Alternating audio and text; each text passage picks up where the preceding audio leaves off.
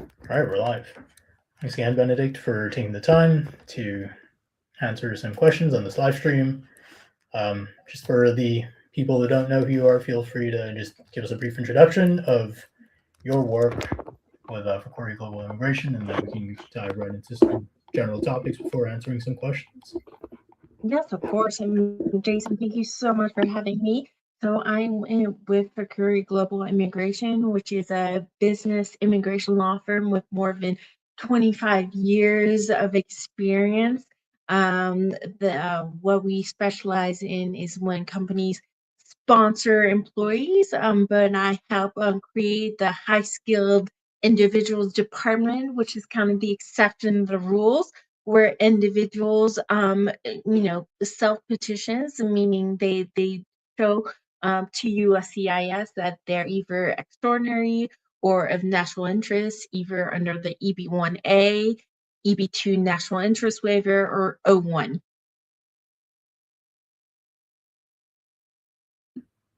Great. Thanks for that intro. Let's cover some general topics before diving into questions.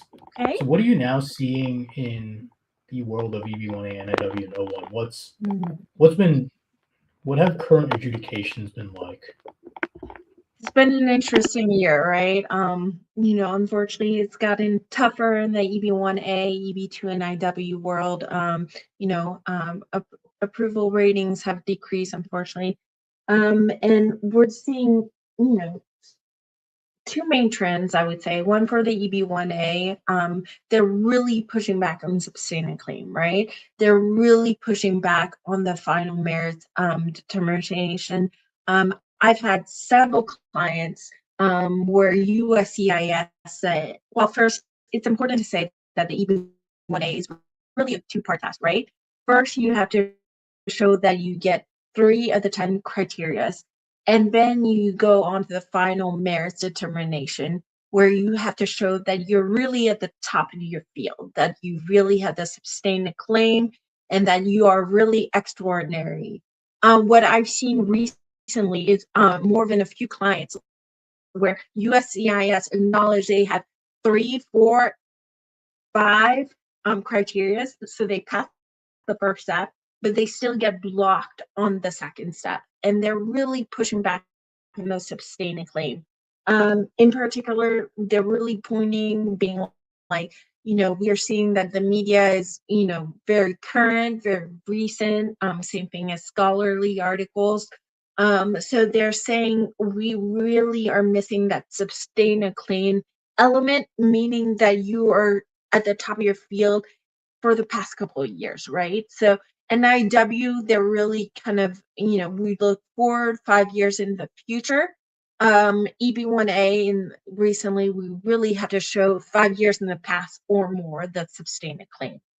NIW, I would say that the trends are very similar as they were last year in the sense that they're still really pushing back on substantial merit in national importance, right? They're really saying, your great work, great company, etc. But how does this go beyond your company? How does this go beyond your clients? How is this really of national importance? So I would say those are the two main trends that we're seeing right now. So, on the topic of sustain a claim, what have you been seeing that has been triggering this kind of RFE or even NOID or sustain a claim? So USCIS, usually catches on to trends, and they're really catching on that people are working on strengthening your profile, which is completely legitimate. But I think they've been catching on that, some people work, 3 months or 6 months or a year or 2 years to strengthen their profile. And I think they're really honing in on people who, try to do everything maybe in 3, 6 months. And they're really catching on where they're saying all these articles were published the same years, all these presentations and conferences are same years.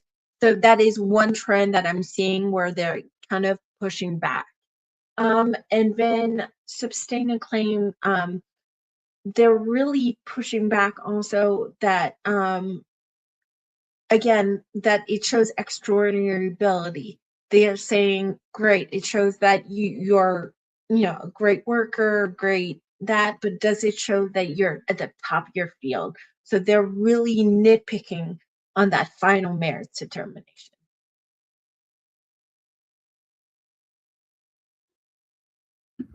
So, what have you advised clients then on doing to avoid this kind of pushback and also strengthen final merits? Yes, that's a very good question. Right from the beginning, right from the initial filing, to go back in time as much as possible. So I'm really one of those attorneys that I really, really push to get as much evidence as much as possible. So really going back in time, not only getting employment verification letters to really show, your progression in your professional history, but also going back and show, what did you contribute, what did you do. Something that I'm really starting to push on is, the support letters are wonderful, getting as much details as possible. But what can we submit with the letters, right? The letters are great, right? They describe what you did, how you did it, how you got there. But it is one of those things that, if it is really that exceptional, that extraordinary, you should have something to go along with it, right? So do you have end of year reviews from companies saying how you contributed to that project? Do you have presentations that you either presented to upper management or the public on the success of the projects, right? Trying to get as much evidence in the initial filing so that officer really kind of has that aha moment. Say, I understand what that person did and how they did it and how that makes them very, exceptional, extraordinary. So, people in general in this who are going for these visa classifications and visa type, in the case of the O-1, they hear these terms all the time, like exceptional, extraordinary ability. How do you explain these terms to clients when they ask you, like, I've heard of these terms, but what do they actually mean for my Mm. particular profile?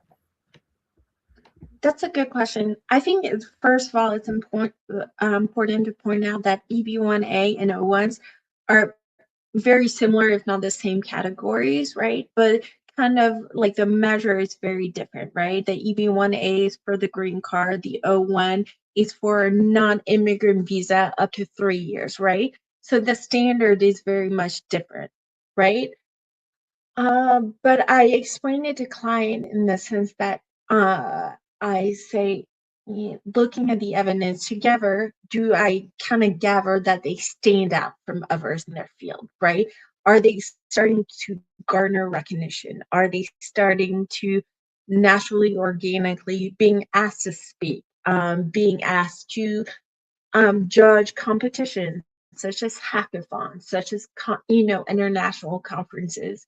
So it's one of those things that I often say, just by kind of looking at a resume, I kind of have an idea. Of course, I always need to ask questions. It's a case by case basis.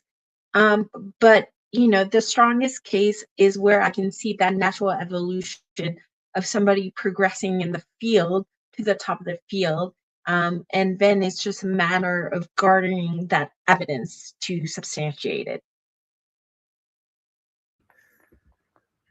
So, for a lot of people who may have just spent the last 5, 10 plus years just doing their work and just working within their company, are they at a significant disadvantage when it comes to presenting a strong EB-1A profile? What would they want to be looking at Mm, to make sure they're presenting their profile in the best light possible? mhm. Yes and no. I mean, it depends, again, it depends on the profiles, what they've been doing. Um, I work with a lot of clients where I help strengthen their EB-1A profile, but it's one of those things that, you know, again, looking at that resume, do they have the leading role, right? Do they have the critical role? Do they have the high salary that is as a result of that leading and critical role in that company? Again, kind of like the organic, the natural, and then, right, no, we do have to say we're kind of dealing with, a law that's kind of archaic. It's been on the book for 30 years, right? So we kind of have to manage. But I think if they're, again, naturally garnering that kind of attention that you get when you kind of rise up your field, it's just a matter of sitting down with the clients, looking at the categories and figuring out what is natural, right?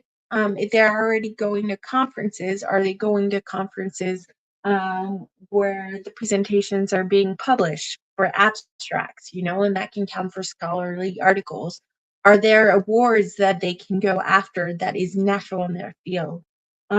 It's one of those things, like having worked with so many clients, and clients that are, right, they're top of their field, right? So they're very busy. I try to always look at categories that go with the flow of what they're doing naturally, right? Are they already kind of on social media? Are they blogging? If they're blogging, maybe we can turn that into an article for a trade publication, right? So looking at what they're already working on and what would even promote their career, trying to do things that promote their career as well as the EB-1A profile.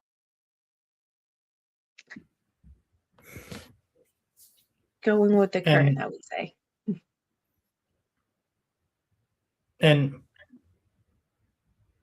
so do you have clients just come to you, they have nothing done for profile building? What do you tell them to look at next to continue to develop their profile? So I have plenty of clients like that, and I actually, work with clients. I have clients I've been working with 6 months, a year or more, to see, what kind of things they can build on their profile. One of my first things that, working more and more with clients in that way, one of the main things I do is figure out first, what is the professional association that kind of links them where they're going to kind of match these categories. What do I mean by that? So, for computer engineers, it's often the IEEE. And I've realized that so many of these categories are related to that professional association, right? They can either apply for the senior membership or be asked to join the fellow membership, right? They can try to publish in IEEE conferences, conferences or journals. With those journals, while they're trying to publish, they can start reviewing articles. So that goes to the judging. And again, if they present their article at a conference, at a presentation, that presentation can be published as an abstract, so they get an additional article. And there's possibly awards such as best presentation, best papers, things of that sort. So I often, my starting point is trying to figure out what is that professional association that's really going to promote their profiles and the categories as well. And it's one of those things also, I've realized, like, kind of networking naturally, going to those conferences, meeting people, meeting other experts in the field. You're also meeting people that can possibly attest to your expertise in the field, right? And that can possibly sign letters. So again, trying to be as organic and natural as possible so that you're promoting your professional profile as well as your EB-1A profile. And what I've realized with time is that a lot of this is connected to figuring out what is that professional association that really stands out, that's going to connect you to all those categories.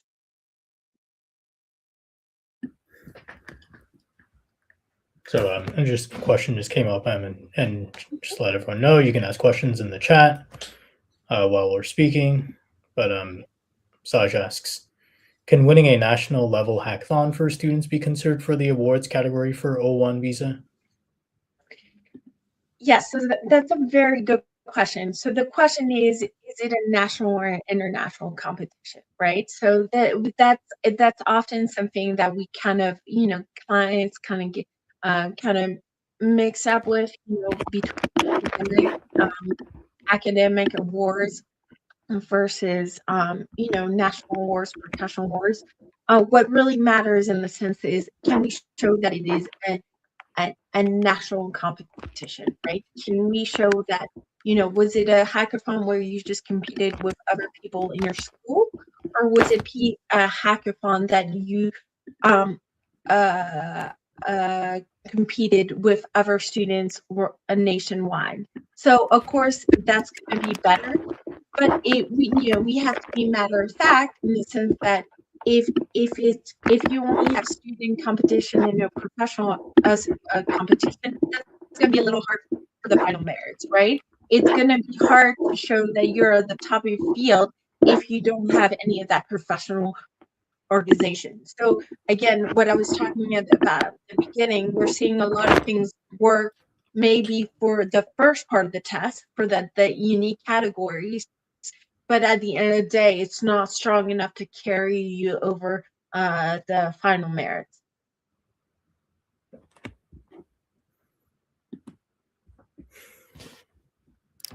Great. Let's go back to.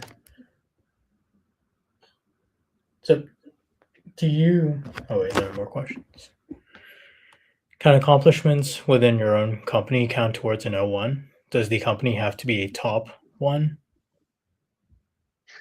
So the company does not have to be top one. The legal requirement is, does it have a distinguished reputation? So does it stand out? So obviously, big Fortune 500 companies are easier in the sense that, the officer probably knows the name.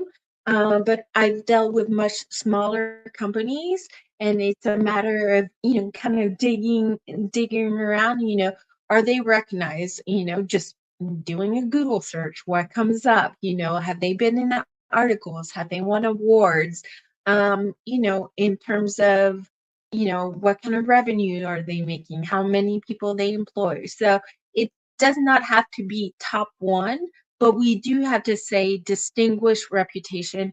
And i.e., what does that mean in layman terms? It means, how do they stand out from other companies, right? It's kind of things we're trying to show extraordinary ability. We're trying to show how you stand out. And for that category, we need to show also another requirement, how that company stands out. Accomplishment in your company, I would say, can definitely count for a leading role, right? If you're, if you've gotten awards, if you've gotten, bonuses, if you've gotten shares, right? That's showing that your company is recognizing for either your critical or leading role. In terms of awards, I try to avoid, if it's a big international company, there is possibility of arguing that, that could be for awards. But again, we want the profiles to be as strong as possible. So hopefully you have separate awards that, we can just use bonuses, awards of company in leading role, and other awards for the awards category.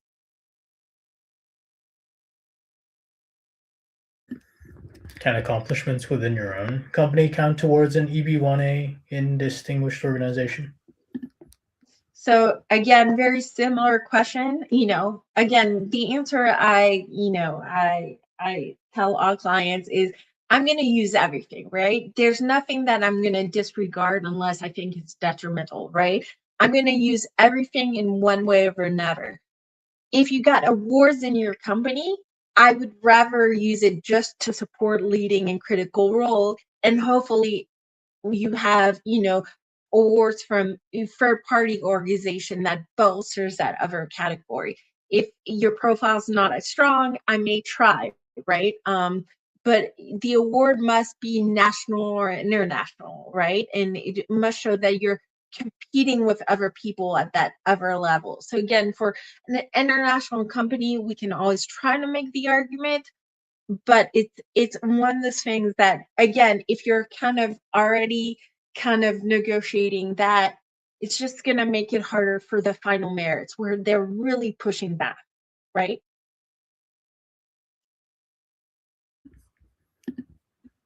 So some people work at companies that it might not be like a top 10 company within their field, but then it's still considered like a big Distinguish, player. How do you, right? yeah, distinguish that? How do you prove that? How do you prove distinction? What is the threshold you have to clear in order to be able to meet that definition? Again, there's different variety, like if we look at the US policy manual, it helps us define distinguished reputation. But the question is, how does that company stand out? So, like I was saying, just if I've not heard the company, probably the first thing I'm gonna do, like any other person, is go to Google and go to chat and figuring out, what is that company? What does it do? And then I'm gonna try to figure out how does this stand out. So, again, Fortune 500 when they're public, that's kind of a given. But then if they're not public, have they been featured in news? Have they been awarded any kind of awards by third party association?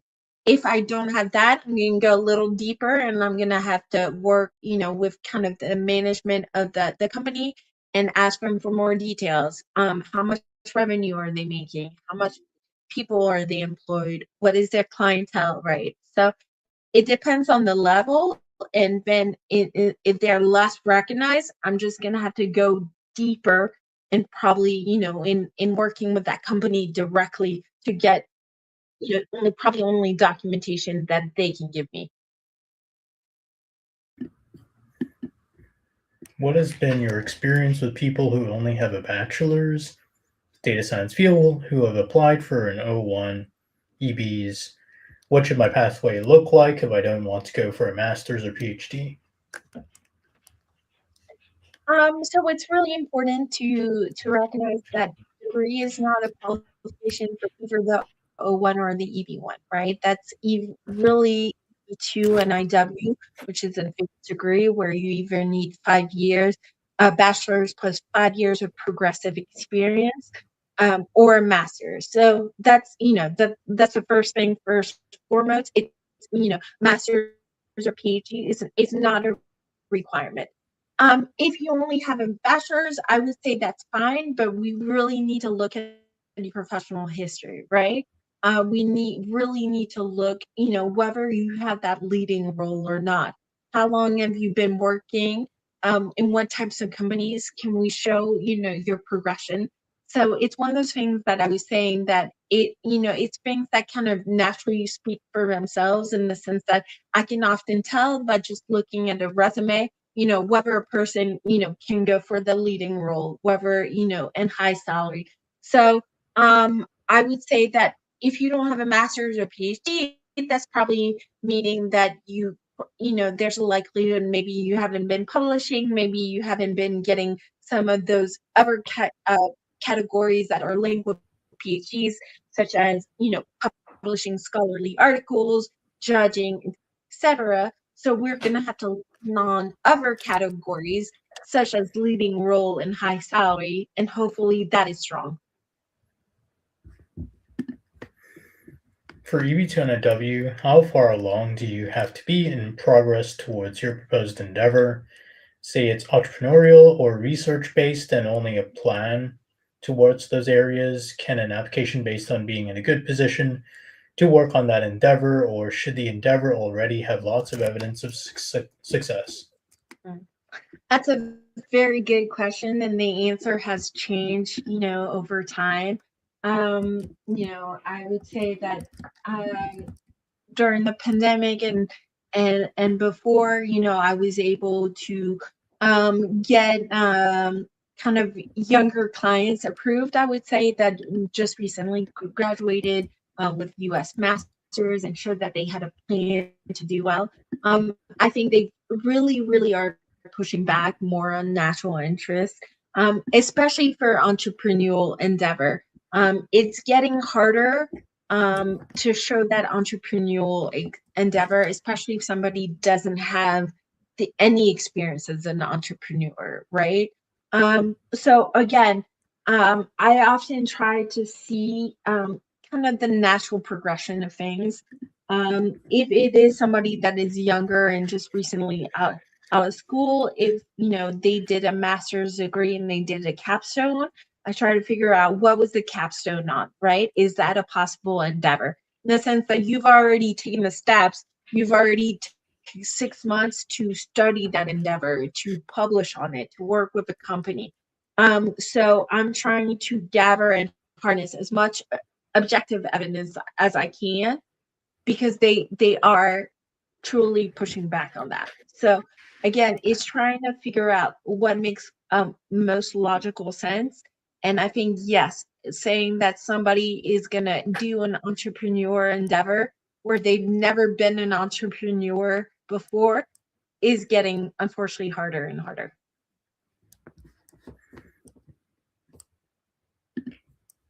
Just on this note, so say you have a proposed endeavor in mind, does it help to show that you're actively working in the direction or even working on the proposed endeavor itself? So go beyond, say, a plan for what you like. Say you have a plan for a venture. Should you show that you're actually taking action already? And can you do that? So, for example, I client that we recently found in an NIW for, right? He's actively working on the patent. He's actively working with third-party companies to see how he can commercialize that patent, right? Do you have an MOU signed? What steps have you done to carry out that endeavor? It's very delicate, right? Because I work with a lot of international students. That means they're on that visa, right? We have to be respectful of the work authorization, so we have to be mindful. But are you laying down groundwork, right? I think a couple years ago, 2-3 years ago, just the idea, sometimes work. Now you really have to show the groundwork, and it's really oftentimes I laugh with clients because I tell them, if you could really do what you wanted to do, what would it look like, right? And sometimes I find out that clients have been, actively, they're already thinking, they already have the steps, right? And so it's a matter of figuring out what would be the next step. Are you talking to people that can help you raise funds? Are you talking to people that can help you commercializing? Are you, for this individual client, are you in contact with your school? Can they help you with a patent? Can they help you with that? Have you applied to an incubator? Things of that sort. So, yes, I'm always pushing the clients to do more to show that that there is a solid foundation for the endeavor. Got it. How much time one should spend to build a profile organically? 1 to 1.5 years is enough for a person having 10 plus years of experience in the industry without 0 publications? Yes. Good question. Well, it depends. What are we talking about? Are we talking about the EB-1A? Are we talking about the EB-2 NIW? If you have more than 10 years of experience, what I would say, again, it's a case by case basis, a very attorney answer, I know, but with somebody more than 10 years experience who is probably, at the point of their career where they're probably kind of working as a contractor, a 1099, kind of working, with the company that has the project at the time, I would probably say, let's go for the NIW first, get your spot in line, and see if we can build up your EB-1A profile, right? So right now, because of the trends, because the approval ratings have been all over the place, right? I really try to look at the client's profile and determine what makes more sense. And there's different tactics, right? But for some clients, it's seeing if we can get their foot in the door, if they can get in line, going for the EB-2 NIW, building the petition in a way that I can easily flip it for an EB-1A when the time comes, right? So we don't have to redo the work. We don't have to charge the client that much extra for that, and going for that. So it really depends what the type of petition are you going for? Are you going for the EB-2 NIW or are you going for the EB-1A? And then going from there. So the point of flipping an NIW into an EB-1A, do you also see that with O-1s to EB-1As? Well, Like, what's usually the difference? that's what I love doing, right? I love building up to the green card. That is the goal as an immigrant myself.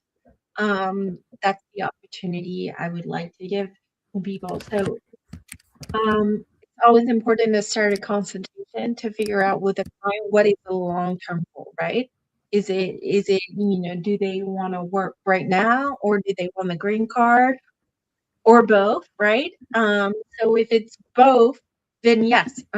If especially if I see that they've started garner, they started their profile is medium, I would say, but not very strong for the EB-1A. I think that's a very good option, depending on the situation, of course, to go for the O-1A and build it as a foundation for the EB-1A.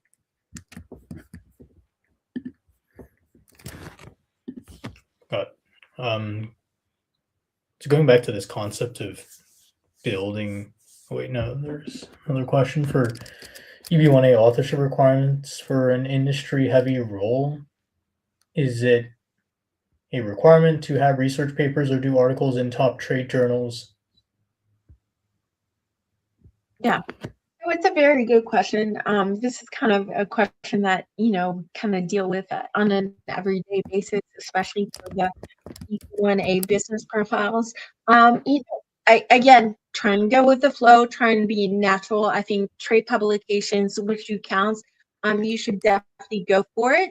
If you can go for one or two scholarly articles, I mean, the answer to the question is the more the better, right?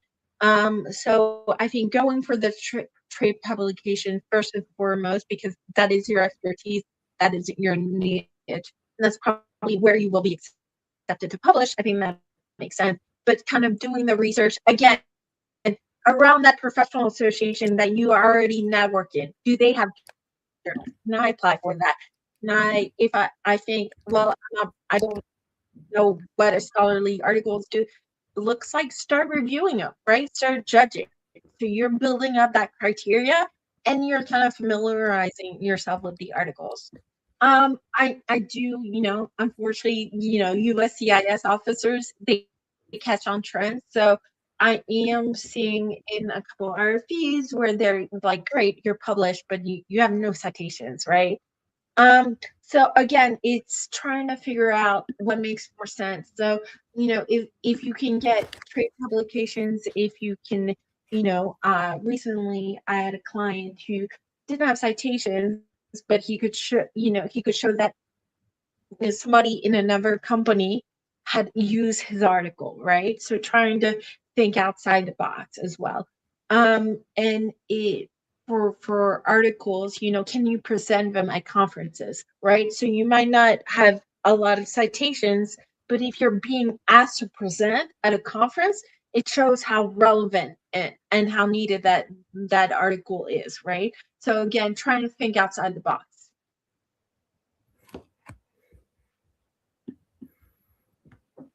So going back to this concept of an organic profile, what's an inorganic profile then? What's that, Jason? What's an inorganic profile? Like everyone keeps talking about like organic profile building. Is that like? I would say, what makes sense, right? So that's what I mean. I didn't know that everybody was using that word. Oh. But don't really see what makes sense, right? Because especially with clients that are at the top of their field, I would say you're probably, the clients I work with to build their profile, there are upper management in companies, right? So we're dealing with very, very busy people. And if you tell them to do things that have nothing to do with their career, one, I don't see how it's going to strengthen their profile, and two, they're probably not going to do it, right? Because it's counterintuitive. So with a client that I've been working over 6 months to strengthen his profile, he is working, it's a scientific background, but working in a company where it's commercialized. So, for him, scholarly articles were kind of organic and natural in the sense that the research was there. It was just not being published, right? So trying to figure out what makes sense. There's ways to get media, but also looking at your profile. Does that make sense? Does somebody in your field, when they're top, do they naturally get media, right? Trying to make sense. Will it fit into the story? The judging, I always say, one of the easiest criterion to build, right? Is that, but trying to figure out, does it make sense for you to review scholarly article when you've never published scholarly articles? Probably not.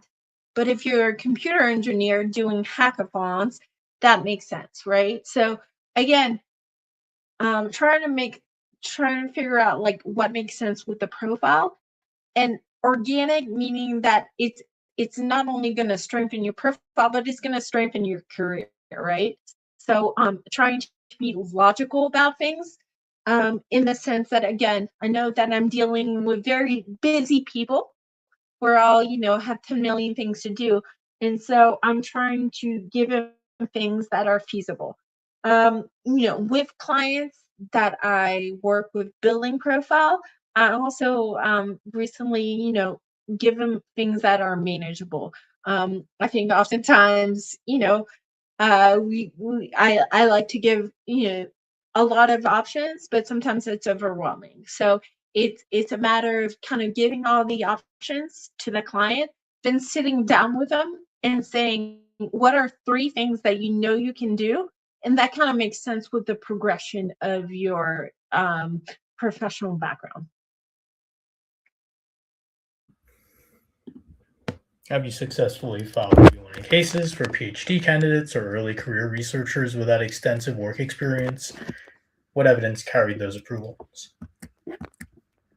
I have, but it's getting harder and harder. I will be honest, right? So I have, and what is the evidence that needs to carry those approval that your work is being implemented, right? That's I work with a lot of international students that are fellows, that have done their PhDs, that are working in top labs where there are PIs. But we have to go that one step further. I would say that that used to be enough, and now it's we're really getting pushback, and the pushback is how is the work being implemented. So beyond, I had one decision lately just saying that you're a scientist, so you do research, so it's natural, right? But show me how it's being implemented. Show me how it's being used. So it's really kind of taking a deep dive of, what is your current project? What is that current grant? What is that? What is your role? How can we show your role beyond the letters, right? What do you do on an everyday basis? What are the results that you've gotten? And how can we show that those results, are being implemented by others? So I would say the answer is yes, but more and more we just have to go that one step further. So you would need a strong original contributions claim, most likely. Right. Mhm. That is the toughest one, right? Original contribution. Lately, I've even seen, not to that, but I've, with clients with patents, and they're like, great, how's it being implemented? How's it being commercialized? What are you doing with it, et cetera, et cetera. So being ready to go that one step further. And again, that kind of goes, Jason, like it kind of goes back to your organic question, right? It's not just, you're not just building up your profile. It's like, how is it advancing your profession, right? Like, and so those are the strongest clients and profiles right now, that they're naturally, they're already going towards that endeavor, right? It's just a matter of catching the evidence. And if you're really publishing, if you're really applying for those grants, we should be able to show that application of your work.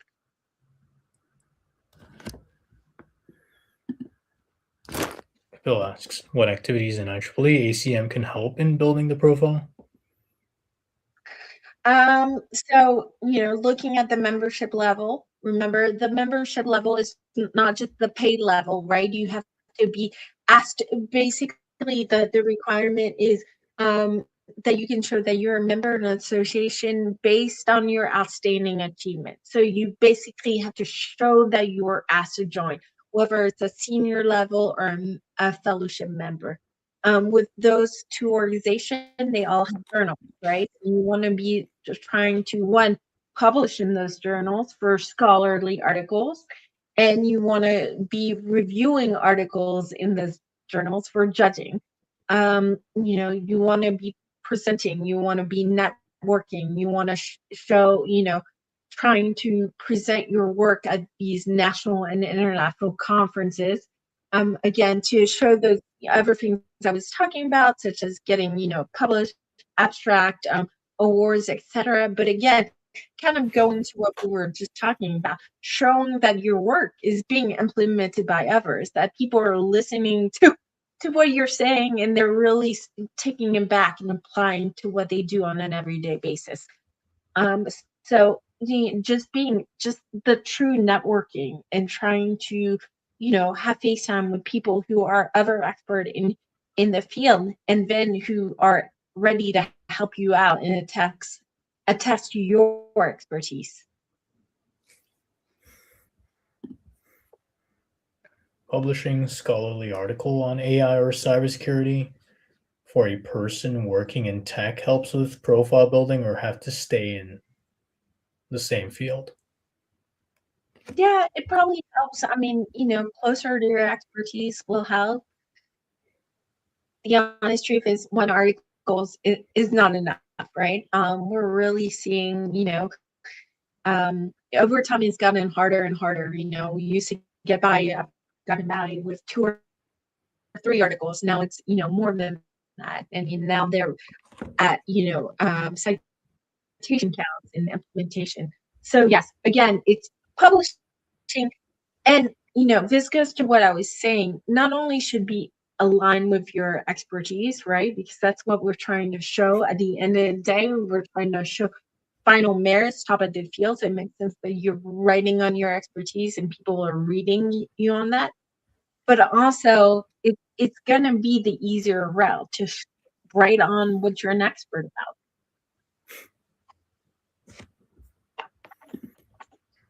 Can your work in a large company that is used by many within the company to make decisions and also impacting millions of customers be considered towards original contributions? You would think, but unfortunately, USCIS is really pushing back. They're saying, great, you do great work at a great company. But it's original contribution is the toughest to show, especially, if you're working in the tech company. It's hard to show that you were the one person who made that one original contribution that is being applied. So of course we always try, but it's not something you should rely upon, right? Unless you have, I'm very blunt with clients about original contribution. It's one of the toughest categories to get. So unless you have work that, you can show that you directly worked on, that has been acknowledged and that's being implemented, I will always go for original contribution, knowing that it's probably one of the weaker ones.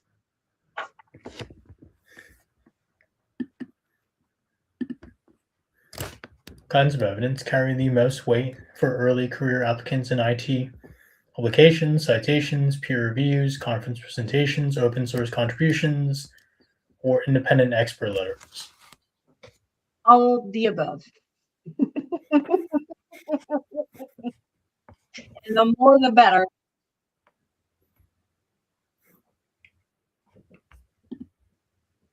I'm just curious, like, so these petitions are thousands of, or over 1,000 pages.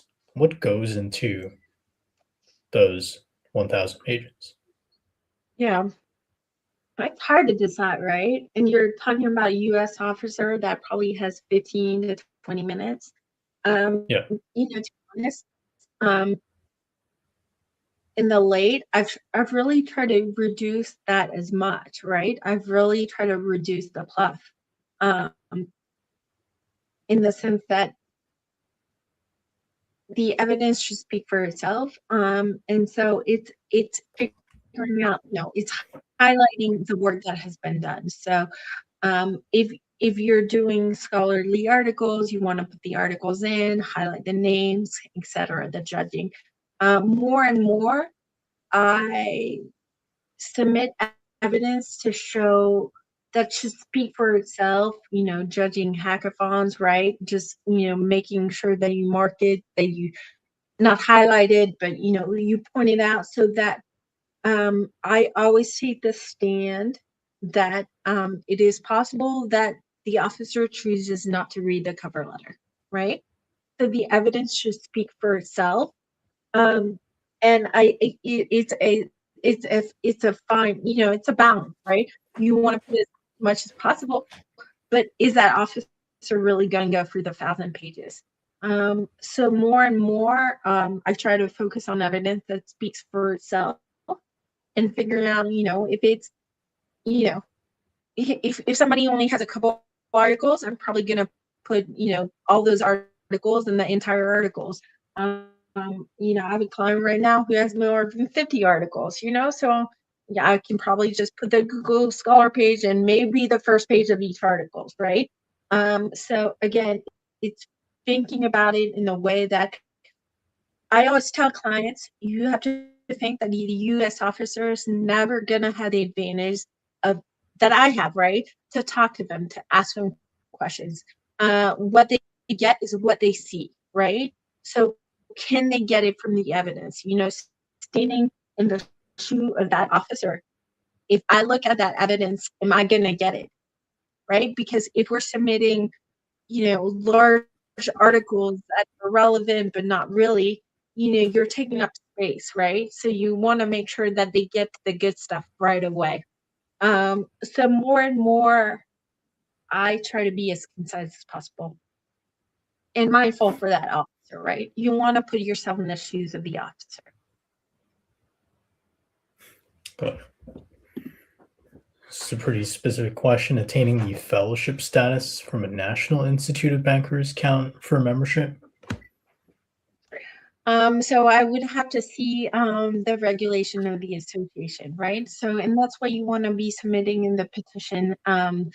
Anyway, you want to the bylaws of the association. You have them that shows that to be a fellow, you have an expert in the field really looking at your profile and determining that you have had outstanding achievements, and that's why they offered you the fellow status.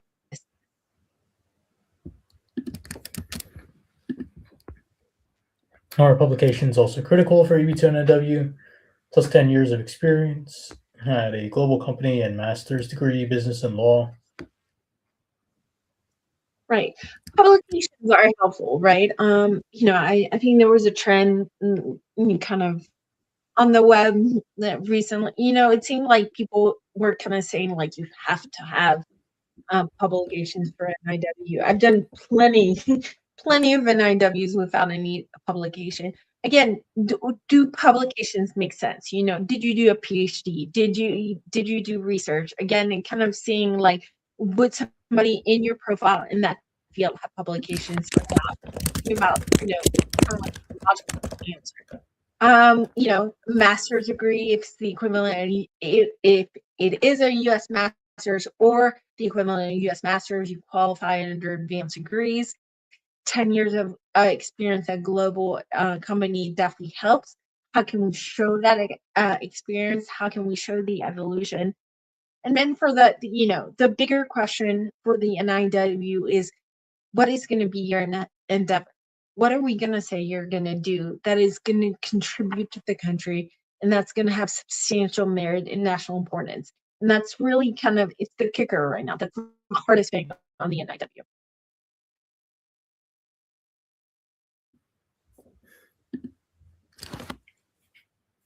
So going back to something else that comes up a lot that a lot of people ask about is the officer applying a final merits analysis to each criterion. Is that the standard that you should be following now for profile building, or no? I just had a conversation with a client, and I do not think that, Kazarian, under the Kazarian, which is, Kazarian is the case law that, that USCIS uses to kind of argue that they can do kind of this second step analysis, which is very subjective. It is that you are at the top of your field, right? That put together, you're at the top of your field. So I am of the mindset that no, I've seen that lately, and unfortunately, I think that is a bad trend on the part of USCIS, where they're looking at they're kind of repeating the first step, where they're looking at each criterion and seeing, like, are you at the top in each criterion? Which for me, that's not what Kazarian is to show. Kazarian is to show that you have sustained a claim to the point that we can say that you're the top of your field. That meaning, put all together, the evidence shows that you're really extraordinary, right? And so I think one thing should come from the other. If you have a leading or critical role, then you should be able to show the awards, and you should be able to show that high salary, right? Again, the flow, the organicness of one thing going to another. But it is unfortunately what we've been seeing on RFPs and denials. And I think that is something that, as attorneys, as professionals, something that we have to really push back.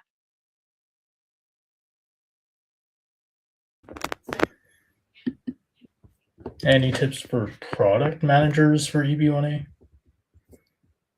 So product managers, meaning that's a little meaning in sales, in a product manager.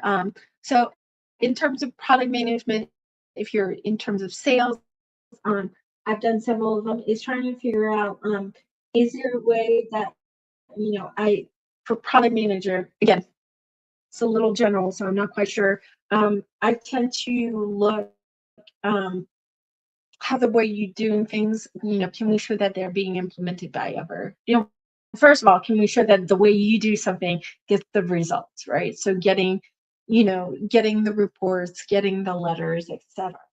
But then going that one step further, can we show that your processes are being applied by others? Are they being applied by companies? Are they being applied by clients? Things of that sort. And then again, going that one step further, can we show that your techniques, processes are being used to train others?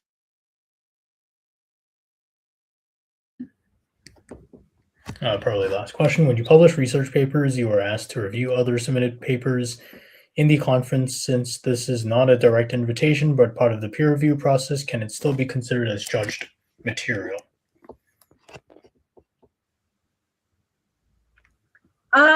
Yes, because usually you can, if you are reviewing papers for conference, you ask to be part of the committee.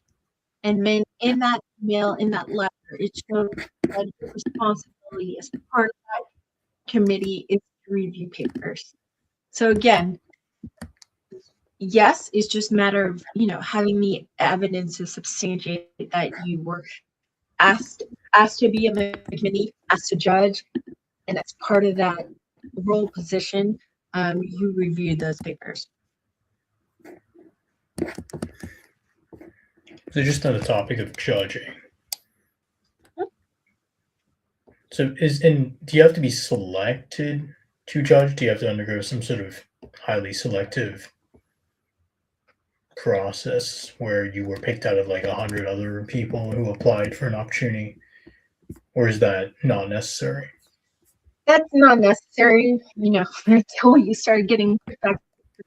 USCIS, I would have to take a closer look at the USCIS policy manual, of course. But that's why I often say that it's an easy category to build up, because you can just, reach out to that journal and tell them that you're ready, give them the profile, and it's up to them to accept you as a reviewer, right? So it's one of those things that, I always joke with the clients, reviewing scholarly papers, it takes time, it takes energy, and you're not paid for it, but it is something that you're able to build up. Of course, there's always a yes and no answer to everything. Of course, if we can show that you're being asked to judge that hackathon because of your remarkable background, that's going to be stronger for the final merits, right? So it may be enough for the first test, but is it good enough for the final merit to show the your field?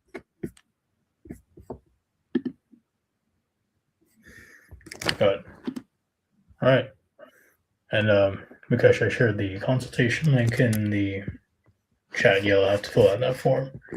But yeah, I think that's all the questions and then the time we have. Thanks again, Benedict, for doing this. No, thank you, Jason. It was a pleasure. Happy holidays, everyone. Bye. Right. Thanks, everyone. Happy holidays.